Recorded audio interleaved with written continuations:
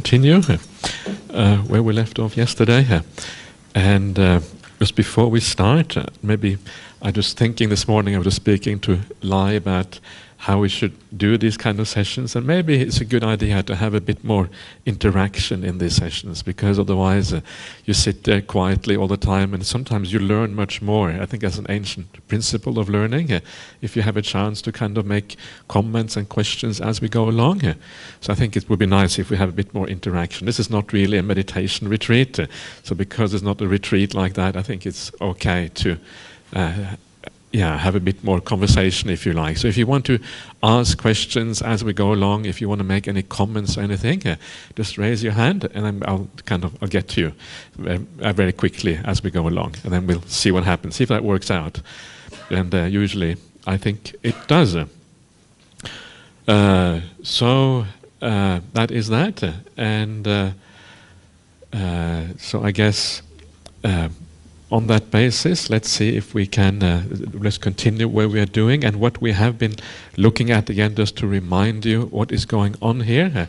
We're following the Noble Eightfold Path, the gradual training, and we have been looking at the sixth factor of the Noble Eightfold Path, which is right effort, and how to apply that right effort in a useful way, in a wise way, rather than just using willpower and that sort of thing. And one of the things that we have been looking at so far is how to deal with anger and ill will. That's what we're looking at yesterday. And the natural extension from that is to look a little bit at metta practice. Because once you overcome the ill will, then you, of course, you move on to the metta, from anger to friendliness, moving from one to the other one. So that is what we're going to look at next, and this is also part of right effort, of course, also moving into meditation as well at this point. So this is the next one. So this is from the Kosambians Sutta. This is on page 31 in your little booklet. And this is what it has to say about this one here. So then the Blessed One addressed the bhikkhus thus. Bhikkhus, there are these six principles of cordiality that create love and respect and conduce to cohesion, to non-dispute, to concord, and to unity. What are the six? So you can see these are important things, right? They create all these positive qualities. And of course, these qualities are the kind of qualities you want to have in a community. Word like concord here is samagga in Pali. It means harmony, it means unity, it means everybody coming together and deciding things in the right way. It creates love and respect, garu, kara, and piyakara, I think the words are here. So these are, of course, great things to have in a community, because when you have that, there is again that sense of harmony. They are working together, pulling in the same direction rather than pulling against each other, all of these kind of things. And here, of course, the Buddha is talking to the bhikkhus, so this is about harmony in the Sangha, for the Sangha to work in this way. But of course, it is equally applicable to any kind of organization in the world. So for this reason, these are very useful principles to think about. And it's all about metta, about creating piya, dearness, if you like, between each other. Here, a bhikkhu maintains bodily acts of loving kindness, metta, both in public and in private, towards his companions in the holy life. This is a principle of cordiality that creates love and respect and conduces to cohesion, to harmony, to non-dispute, to concord, and to unity. So here, the word here for loving kindness is metta, right? And what is interesting here, usually when we think about metta on the Buddhist path, we think about what we do when we sit down and meditate, and we spread metta to the four directions, or we spread metta to individuals, or we spread metta to animals, whatever it is. But here you can see it is used in a very different way. It's used in a way that has to do with our bodily acts, how we treat other people directly in our dealings with them. Right, and this is I think this is very interesting, because it shows us that very often when we talk about metta, we tend to talk about in too kind of a highfalutin way. We want to spread metta to the whole world, but sometimes we forget the basic ideas of metta. It starts off with how we treat people in our ordinary life and also how we treat ourselves. That is where it begins. And unless we actually get that foundation sorted out, right, with how we deal with people through speech and acts, unless we get that foundation sorted out, it is going to be impossible for us to have metta in our meditation practice. So it's so important that we start in the right place, we understand the basics of metta, and then we move on to what you might call the more advanced practices later on. And I have noticed when I have spoken to some of the kind of famous monks around the world, I can't remember whether I talked about this here last year, but maybe not. I went to Thailand last year, that was in April, and one of the places I went when I was there was this very famous monk who you may have heard of, Ajahn Ganha, who is also a very good friend of Ajahn Brahm, has been coming to Bodhinyana Monastery a few times. And I went to visit him, and he's very famous for his metta practice. I thought, okay, this is my chance. I'm going to ask questions about metta and see what he has to say. Maybe he can give me some good hints on how to improve my metta and compassion for people. So I had a long interview with him, right? Because I was from Ajahn Brahm's monastery, so he gave me special. Usually he doesn't give people much time because he's so busy, but he spent several hours with me just talking about all kind of things. He took me out on a tour and all these kind of things. So if you're an Ajahn Brahm disciple, you get special treatment. So if you ever go to Ajahn Ganha's monastery, say, okay, I am also, if you are, of course, only truthfully, right? But if you are a disciple of Ajahn Brahm, say, I'm a disciple of Ajahn Brahm, and then he might give you some special treatment. Of course, it helps that you're a monk as well, right? So if you ordain, even more chance of getting this kind of interviews. Just a hint for how to do these things. So I went there, and then I asked him about this. And then he said, and what his reply was, how to practice metta. He said that when you wake up in the morning, you should ask yourself, what good can I do for the world today? Right? What good can I do for the people who cross my path today? Yeah, that was all he said. He didn't say anything about sending loving kindness to the four directions or to all beings or to your enemies or whatever. He said, just what can I do today that is positive, that will have a positive effect on the world and the people who cross my path? Very simple, right? But so, in a sense, very practical, because these are the things we can definitely do. We can all be kind to the people around us. We can all do a contribution to the world. But what we cannot sometimes do is have metta to the four directions, because having metta to the four directions just takes a lot of development of the mind, and it comes often way down the path, right after you come out of the fourth jhana or the third jhana. That's when you have metta for the whole world, because your mind is so pure. And it's not that many people who can practice samadhi to that extent. So for that reason, start with the basic things. And this is what he was saying. He's not the only one who said that. I heard many other teachers say the same thing, people who are famous for the profound meditation. And I take it that that is also their principal practice of metta. The reason why people teach in this way is because this is how they practice, right? They ask themselves, what can I do today for the world that is positive? They don't not just giving you a teaching that is suitable for you. Very often the things that you will hear, not always, but often, what you will hear is a reflection of how they practice their life, how they actually practice metta. Okay, they may also practice other things like, having a metta for all the four directions, but this is their basic practice that they also do. What is interesting about the spiritual path is that when you go up the path, it is not as if you let go of the lower things that you did before. It's more like you continue doing the lower things. You just do them with more power, with more intensity, because you have more of that power inside of you. Right? So somebody who does have metta through the meditation or whatever, they will still also be practicing the basic metta through action and speech as well at the same time. And so these things, you can usually recognize those things and see that in these people. So don't forget this. If you do this kind of thing, then you are really laying the foundation stones, right? And this, of course, is very much similar to what I was talking about before, when I was talking about the idea of virtue and morality and sila on the Buddhist path. That virtue and morality has two sides. The things that we should not do, the things that we should avoid, and the things that we should do, how we should apply ourselves with kindness, with care, and all of these kind of things. And this is what we are seeing here.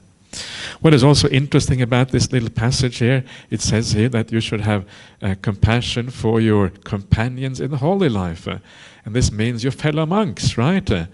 And sometimes I heard lay people say, "Oh, what about us? Shouldn't you have kindness and compassion towards us as well?" Well, how come it says here you should only have compassion to your fellow monastics? That's really unfair. We want you to have compassion and kindness to us as well.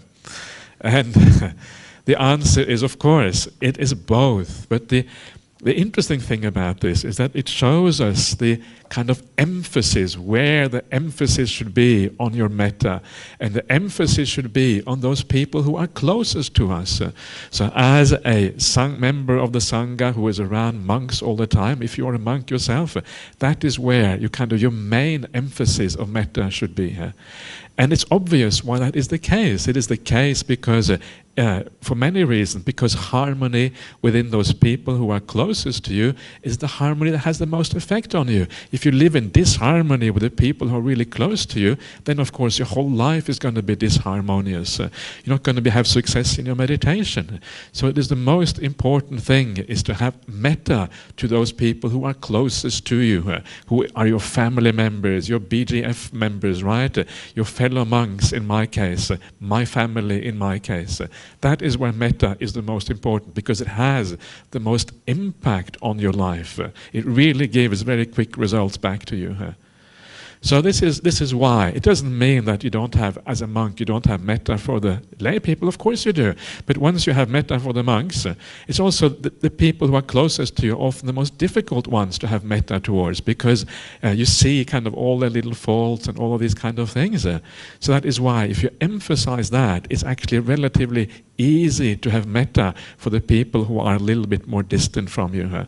As a monastic, it's not that difficult, right? The lay people, okay, you don't see them that often. I come to KL once a year, and all I see is all these really nice people who give me not so nice coffee when I come here, and all of these kind of things. So how can you not have metta? It's very hard not to have a bit of metta towards people like that.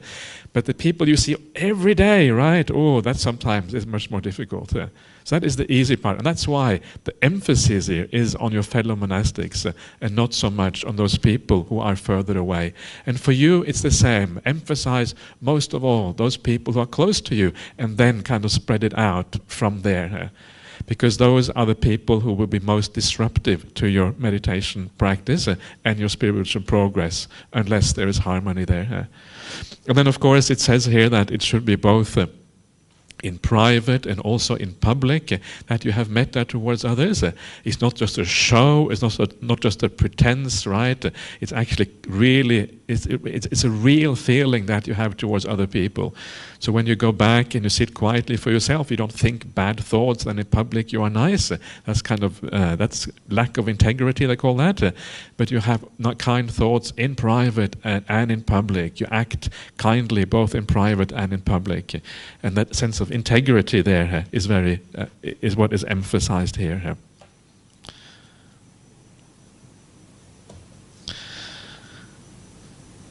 Okay, so that is the bodily acts of loving kindness, and you can see why this is so useful, right? And why this will lead to all of these kind of positive outcomes. And then the next one, and again, a bhikkhu maintains verbal acts of loving kindness, both in public and in private, towards his companions in the holy life. This too is a principle of cordiality, etc., that creates love and respect and conduces to unity. So again, how we treat people, right, in our ordinary dealings with them, especially verbally. Sometimes verbally can be hard. Sometimes the words come out our mouth before we can think twice about them, and then we say things that we're not really happy with afterwards. But so verbal acts obviously are also a very important part of this, and often we can hurt each other by words, even more sometimes than we can by actions, because if we treat somebody bad by the way we talk to them, it can be very hurtful sometimes. So very important to have that sense of kindness there as well. How can we say things that go to people's heart? We saw the idea of right speech before. Speech that goes to your heart, that is dear to the many and agreeable to the many. I think one of the words that is used there is kanha sukha, and kanha is the ear, and sukha is happiness. Happiness, ear happiness, is one of the qualities of the kind speech, right? The ear is happy. Oh, let's hear more of that. And it has a kind of nice connotation to it. And again, both in private and in public. And again, a bhikkhu maintains mental acts of loving kindness, both in public and in private, towards his companions in the holy life. This too is a principle of cordiality, etc., that creates love and respect and conduces to unity. So now we are moving on to the mind again. And of course, now that means that we are moving towards loving kindness in the more traditional way of doing it as part of your meditation practice. But it starts off with how we think about people around us, right? It begins with that, how we do that in everyday life. And if you are able to have a sense of metta and compassion and these things towards your fellows in everyday life, wow, you have a really powerful foundation for doing that in your meditation practice. So again, both in public and in private, right? Having these mental acts of loving kindness towards the people around you. And you can see that if you do that in everyday life, then of course when you sit down in meditation practice, your mind will already be tending in that direction. This is what we talked about the other day when we were looking at the Dveda Vitaka Sutta, about the mind having a tendency in a certain direction. Once that tendency is there, then when you sit down, the tendency comes back to you and the mind leans in that direction, and it is already heading towards metta. And of course this is very powerful and incredibly useful for meditation. It makes you feel happy, right? And right there you have the kind of the foundation for meditation is already laid as a consequence for that. So these are the three types of metta in ordinary life, and this is a reason why I wanted to look at this sutta, just to show you what the basis is, and then the development of metta really arises from there. But let us look at these other qualities as well, because once we are doing these things, we might as well look at these other qualities, because these ones too are things that lead to harmony and respect and love within the community here. Again, a bhikkhu uses things in common with his virtuous companions in the holy life without making reservations.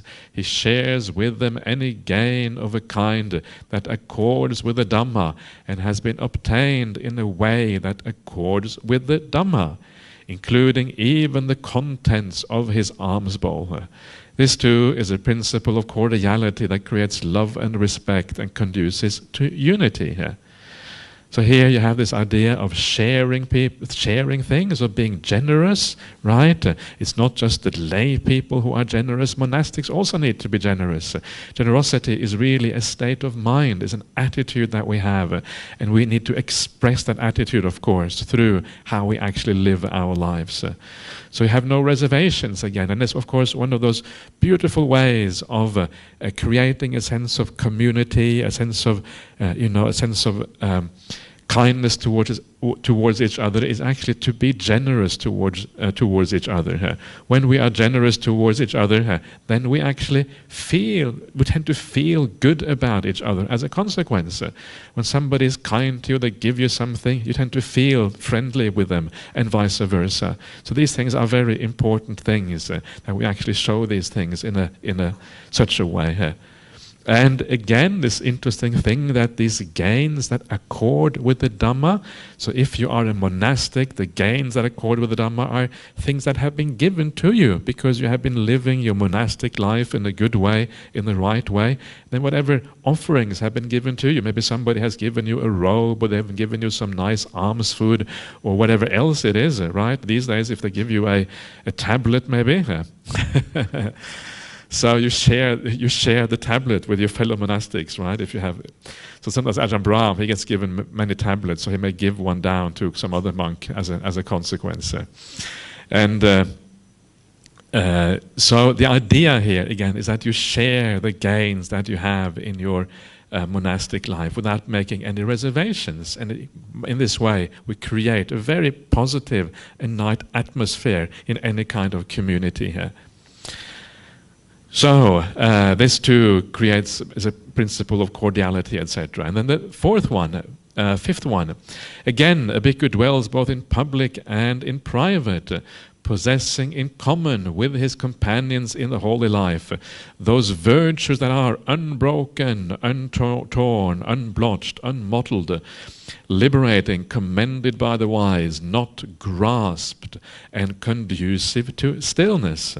This too is a principle of cordiality that creates love and respect and conduces to unity. So here the idea is just by being virtuous, just by acting in a good way, you are already doing an important part for creating that sense of cohesion and community.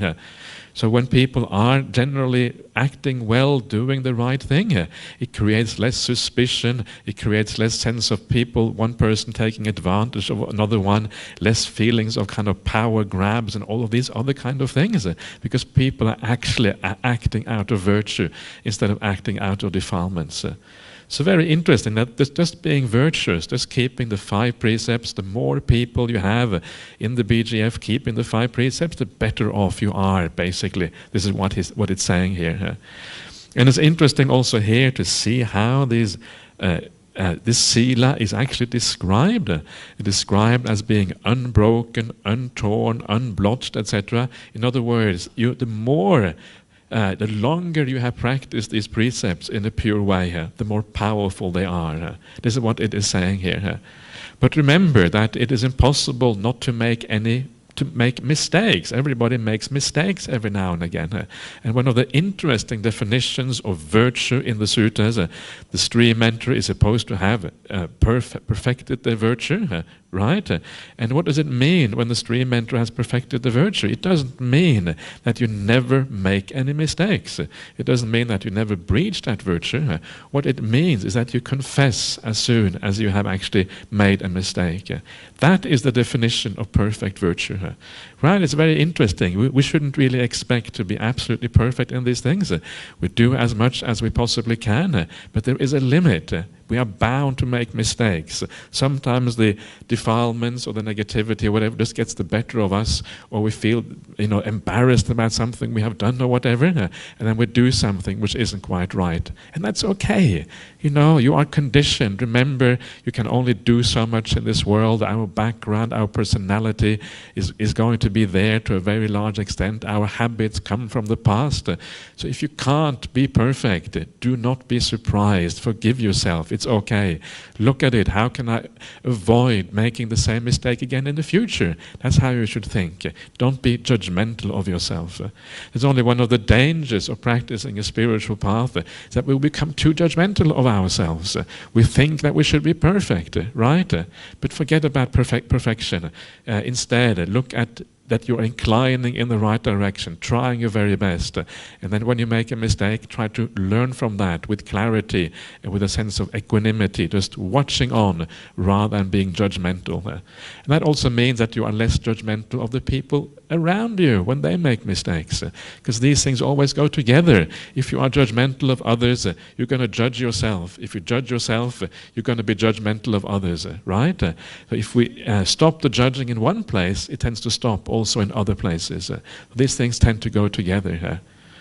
So making mistakes is okay. It's important to read these messages, these passages in the right way. Otherwise, they can become occasionally can become a burden if we get it wrong. They are liberating. This is one of those beautiful ideas about virtue, that virtue, it liberates you, it makes you free. Sometimes people think that virtue ties you down. You have to follow all these rules, right?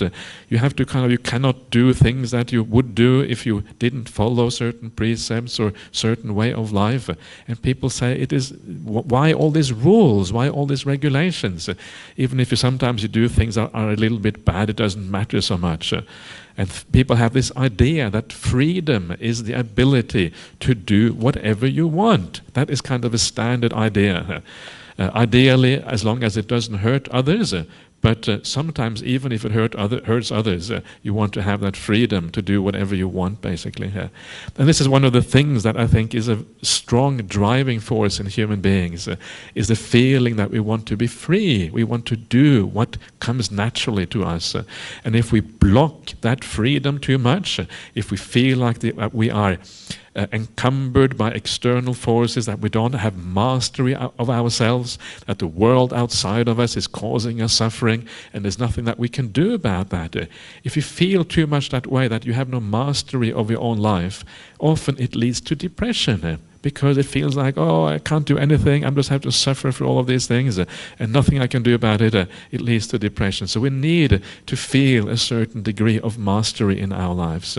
But it's important to use that mastery in such a way that it progresses the path, that it actually uses it to, instead of allowing the old habits to take charge of you, to challenge those old habits and to do something with them and then move in a different direction. When you use your sense of free will, your sense of choice in that way to kind of challenge your defilements, then you are using it in a very skillful way. And then you feel free at the same time as you also feel that you're moving forward on the path. So remember that the point here is that when you practice morality, it is liberating. Why? Because what you're doing is you are reducing the defilements inside of you. The defilements inside of you, they are really the slave drivers. They are the ones who keep you down. They are the ones who make you feel that you're not in charge of yourself at all. You're driven by craving. Craving is in charge, not you. You are driven by ill will. Ill will is in charge. You are not. Right? And this is really the problem here. And as you reduce these things, as you reduce, you actually feel free, but it's an internal freeness. It's not the freeness that you have outside of being able to do whatever you like. It's something that comes from the inside.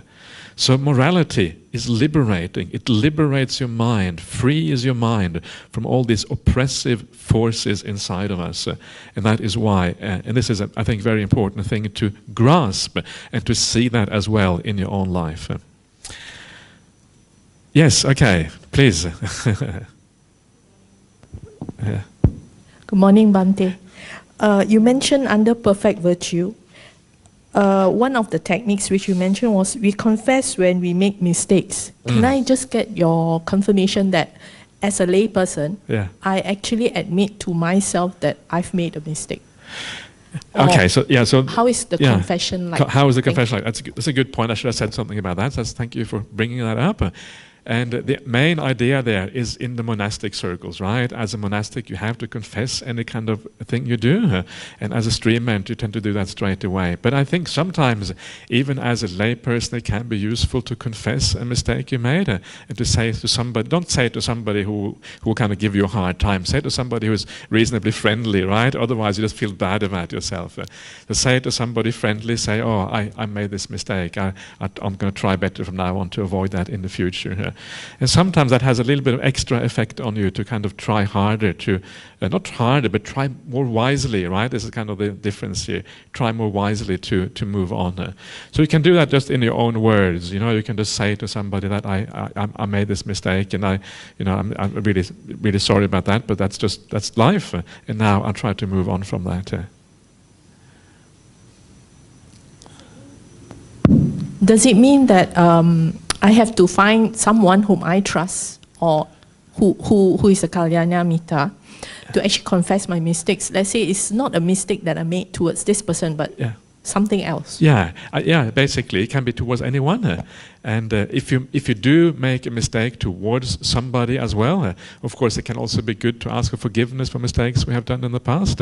So they can be both at the same time. It can be towards that person, to ask for forgiveness, to say I'm sorry about what happened, to kind of get rid of that. And also it can be more a general confession towards with anyone, a Kalyana Mitta as well.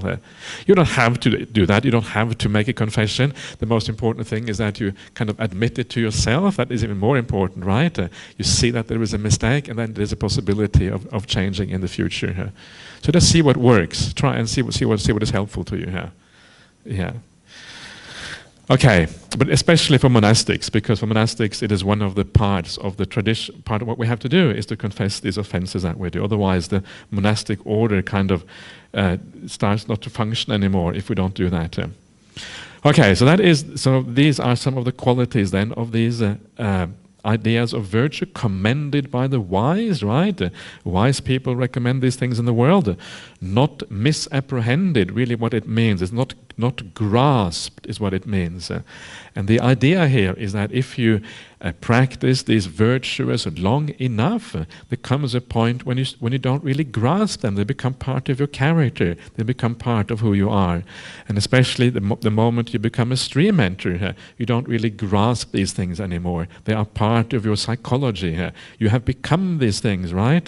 You are so pure in your heart that now it just happens by itself.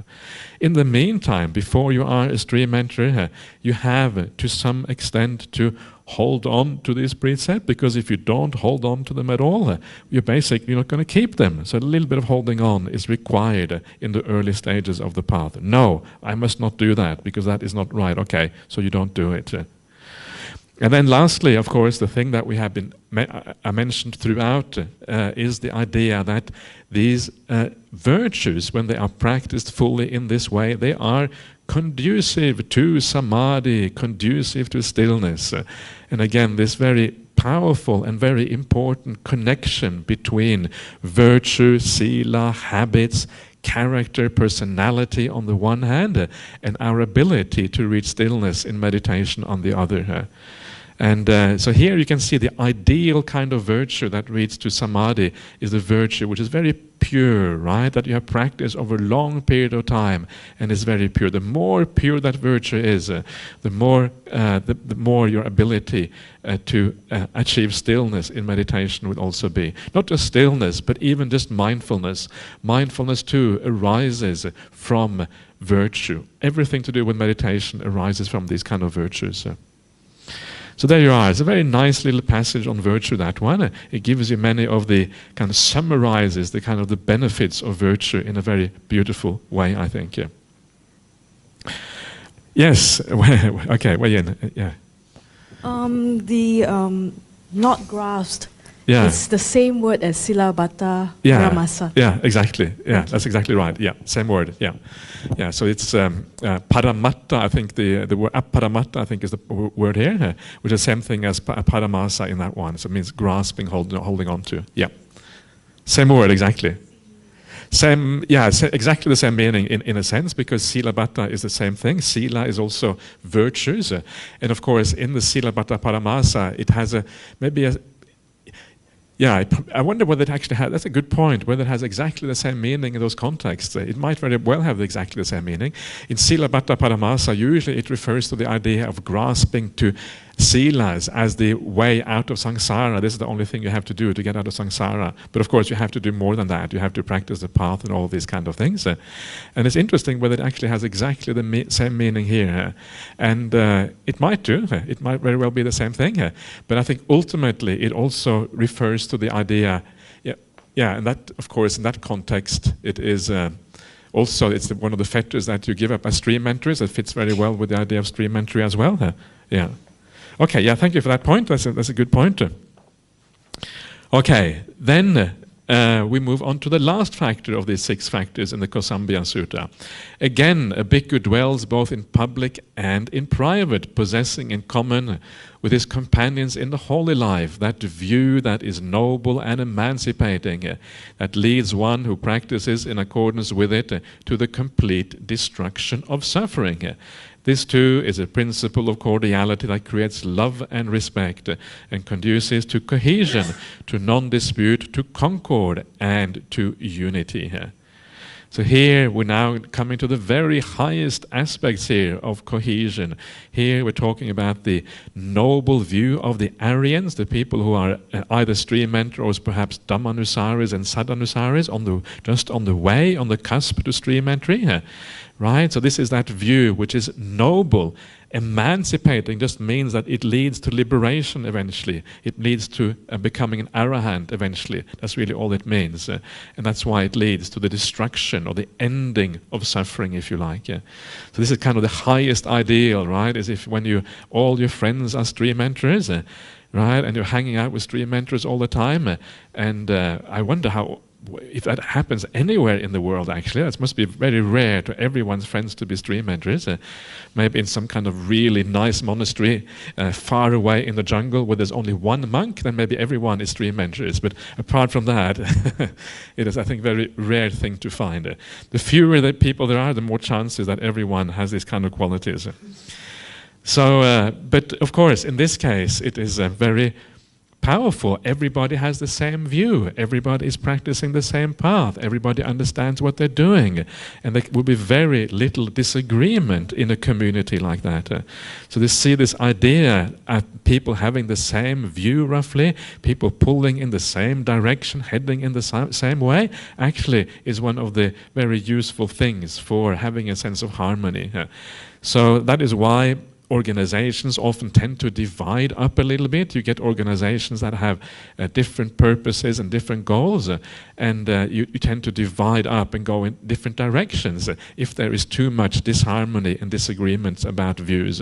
Because if the views aren't really roughly, if you aren't heading in the same way, if you haven't got the same outlook in life, it is very often very hard to actually keep on practicing together and living together in harmony. And this is why very often you find that in monasteries, for example, you often tend to have one teacher who is like, very, maybe perhaps quite famous, quite stable in the practice, with a fairly strong character, and then the other people tend to be disciples of that teacher. So everybody has roughly the same views and same ideas about things, and then you can have harmony.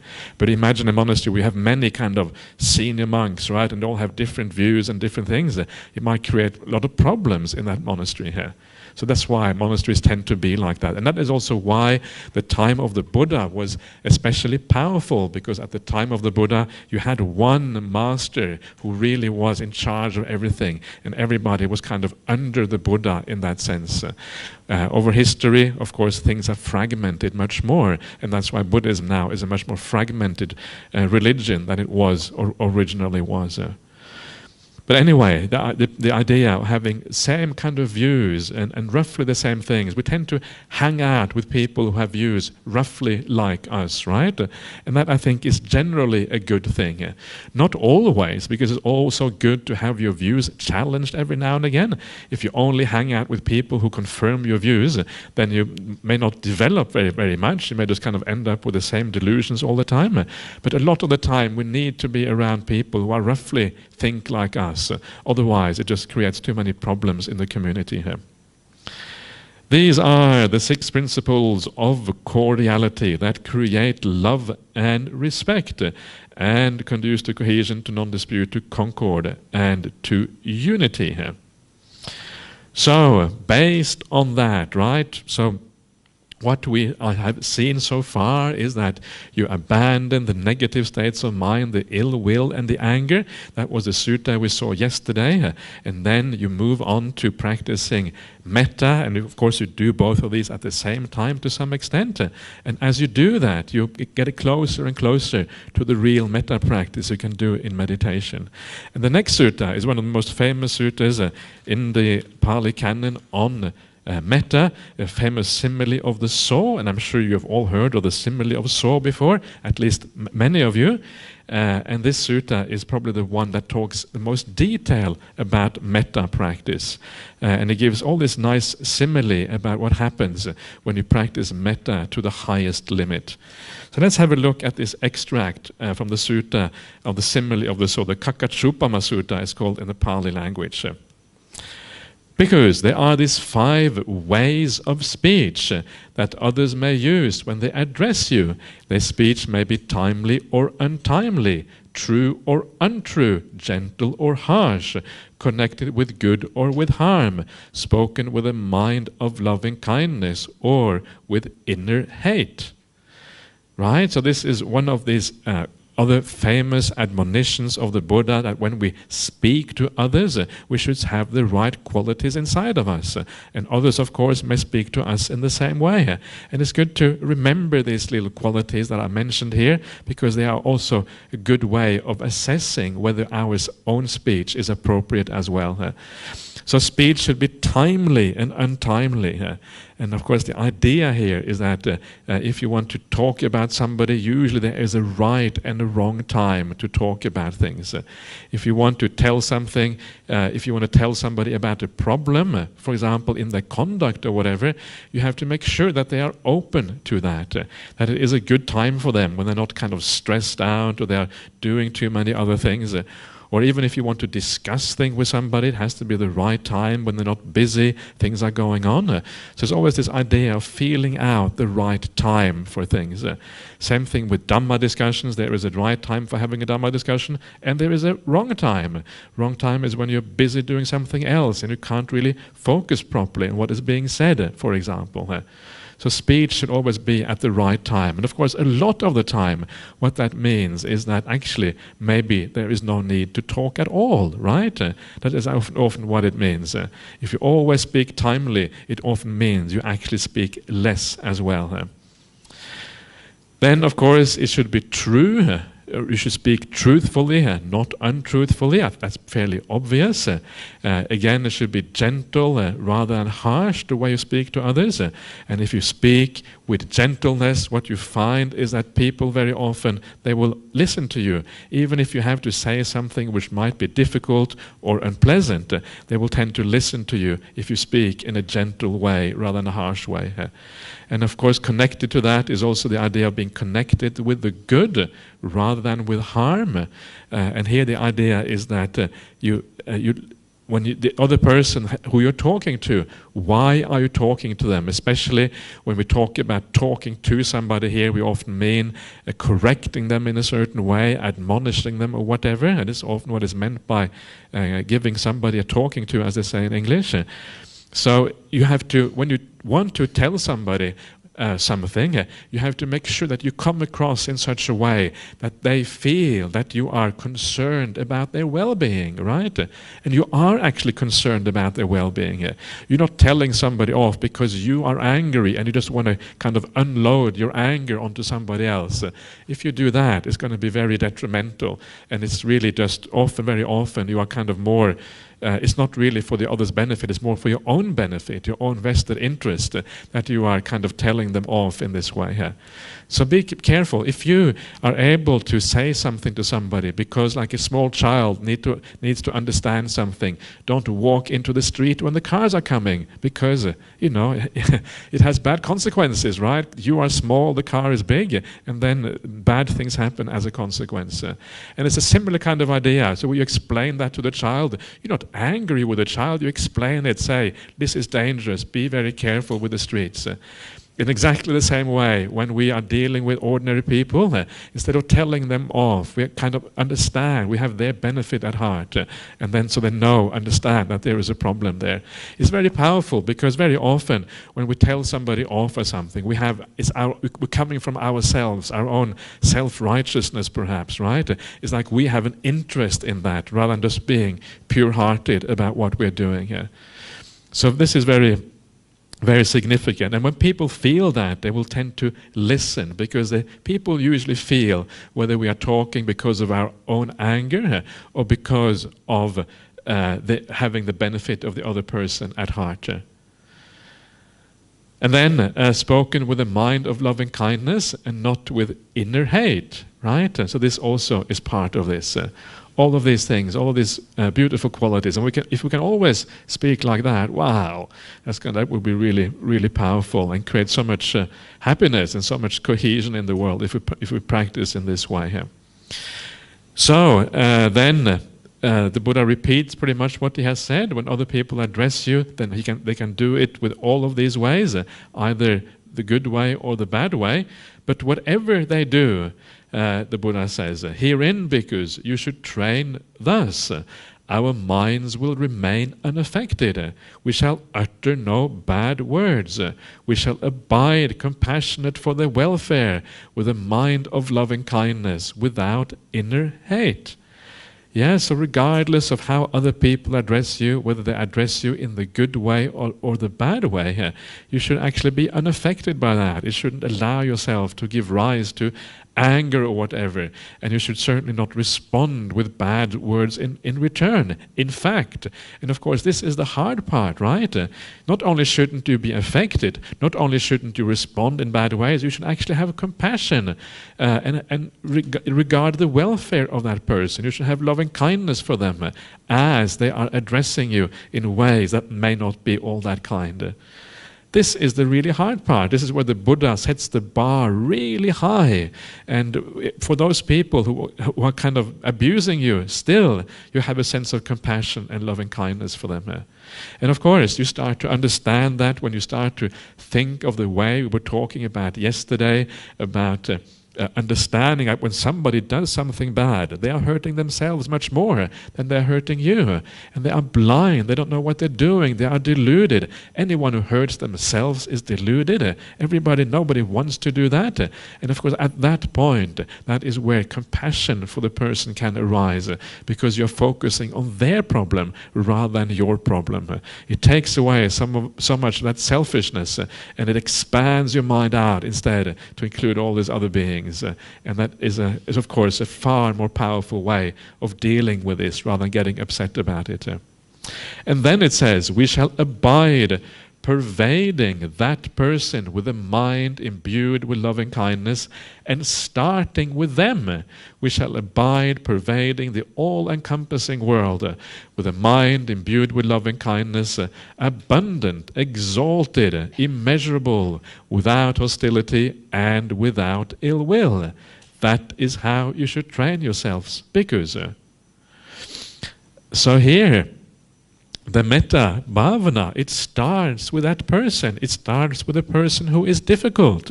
And this is a bit different from what you normally hear when you hear about metta practice. We're supposed to start with a person who is easy, who we already have respect for, the person who is already a friend. Here they say to start with a person who may be difficult, who may address you in the wrong way. Right, that's what it says there. Starting with them, we shall abide, pervading the all-encompassing world.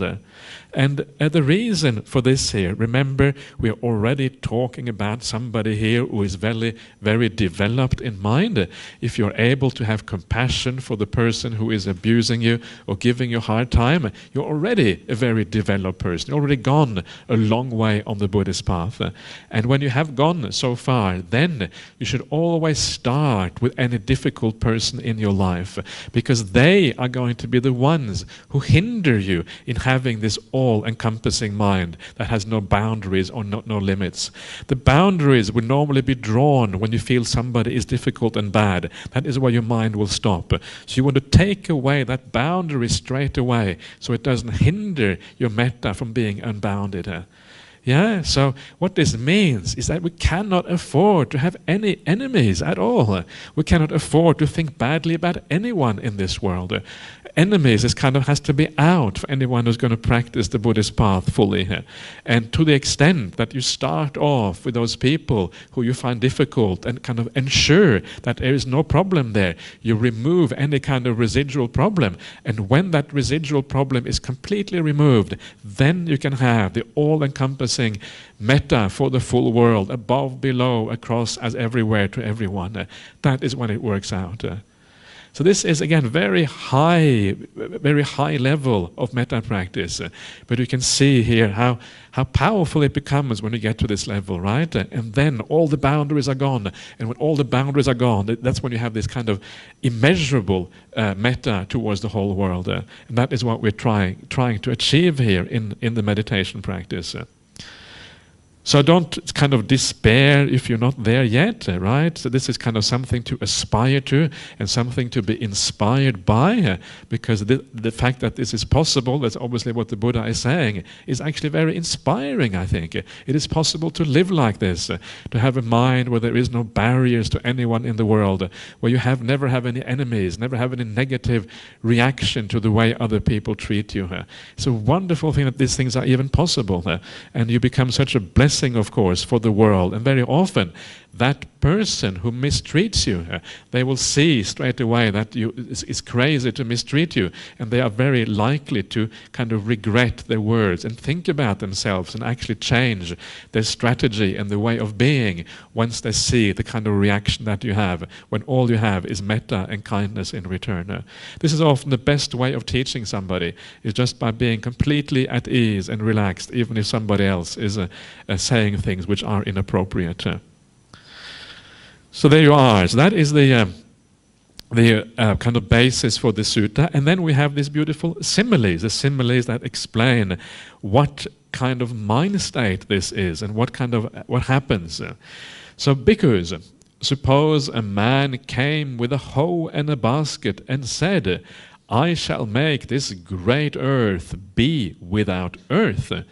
And he would dig here and there, strew the soil here and there, spit here and there, urinate here and there, saying, be without earth, be without earth. What do you think, bhikkhus? Could that man make this great earth to be without earth? No, Venerable Sir. Why is that? Because this great earth is deep and immeasurable. It is not easy to make it be without earth. Eventually that man would reap only weariness and disappointment. So I like the kind of the understatement here, right? It is not easy to make this great earth be without earth. Especially you have a little basket and you have a little tool and you start digging a little bit here and digging a little bit there, and it's kind of comical the way this is put together, I think. Yeah, but the idea, of course, is that you have a mind like the great earth, a mind which is expansive, a mind that is large, a mind that cannot be easily troubled by somebody just picking at you at the very edges. Here you have the idea of somebody spitting and urinating. And of course the idea is that this is kind of like somebody saying something bad to you, right? They're kind of trying to kind of get to you from the outside. This is a bit like that. But the great earth, even if you spit on one place, it's only a tiny little spot on this great earth, and the great earth is not really concerned about that. In the same way, your mind is so expansive, it's so enormous, that if somebody comes on the fringe of that mind and says something unpleasant, does something unpleasant, it has a slight reverberation in the mind, but it doesn't really matter because your mind is already so expansive, it has so much metta already, it cannot really affect you. So you should have a mind like the great earth. And you see the simile actually used in a few places elsewhere as well in the sutta. So if people come and they urinate on you with a bad speech, then don't be too worried and just kind of carry on like the great earth. That's what it's saying here. So to bhikkhus, there are these 5 courses of speech, etc., and repeating everything from before. And then we have the next simile. Bhikkhus, suppose a man came with crimson, turmeric, indigo, or carmine, these are all different colors, and said, I shall draw pictures and make pictures appear on empty space. It's again quite... I can't really imagine anybody saying that, but maybe some person would say that, or such a thing. People say all kind of strange things. But what do you think, bhikkhus? Could that man draw pictures and make pictures appear on empty space? No, Venerable Sir. Why is that? Because empty space is formless and invisible. I think invisible is better than non-manifestive. It is not easy to draw pictures there and make pictures appear there. Eventually the man would reap only weariness and disappointment. There's another one of these interesting ones. Somebody comes along, I'm going to make a picture on empty space. Oh, really? Okay, well, good luck. And of course, idea here is that when somebody practices metta to the fullest and practices compassion to the fullest, one of the things that happens when you do that is that there is very little of yourself left inside of you. This is why when you practice metta, you go to the Brahma lokas. The Brahma lokas is a loka where there is no distinction between people anymore. There is no genders, there is no nationality. All there is metta, really. So there is no distinction possible in that kind of realm. So you don't really have much identity anymore at this point. Your identity is pretty much thrown out. So if somebody says bad things to you, says, oh, you are bad, or you have done this, or what, or you are whatever, because you have no identity, any kind of bad words that come your way, there is no way for them to actually to hit. There's nothing to hit inside of you. You are basically empty inside, just like empty space. And this is a bit like, this is what the Brahma Viharas are like. You have emptied yourself out, and all that remains inside of you is the feeling of metta and compassion for all beings around you. It's beautiful, right? It's so nice.